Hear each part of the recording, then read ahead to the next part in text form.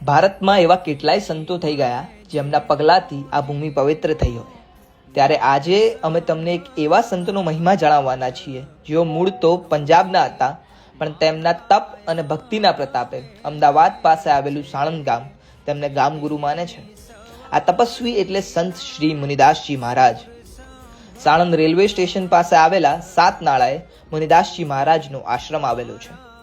ગુરુની આજ્ઞા અનુસાર હિમાલયના પર્વતોથી ભારત ભ્રમણની યાત્રાએ નીકળેલા આ સંતે સાણંદના રાજવી જયવંતસિંહજીના મહેલમાં ઉતારો લીધો હતો અને બાદ તેમણે 7 નાળા પાસે આવેલા 6x8ની ઓરડીમાં પોતાની આખરી તપસ્યા કરવાનું નક્કી કર્યું.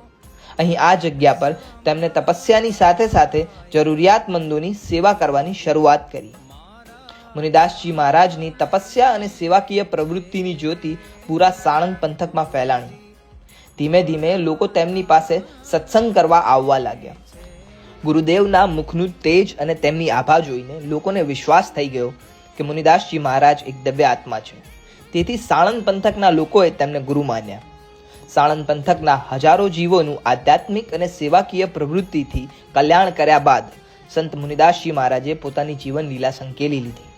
આજે પણ સાણંદ પંથકના હજારો લોકો તેમને પોતાના ગુરુ માને છે અને તેમને ચીંધેલી સેવાકીય પ્રવૃત્તિને ગુરુમંત્ર માનીને જરૂરિયાતમંદોની સેવામાં કાર્યરત છે. તો બોલો જય ગુરુદેવ.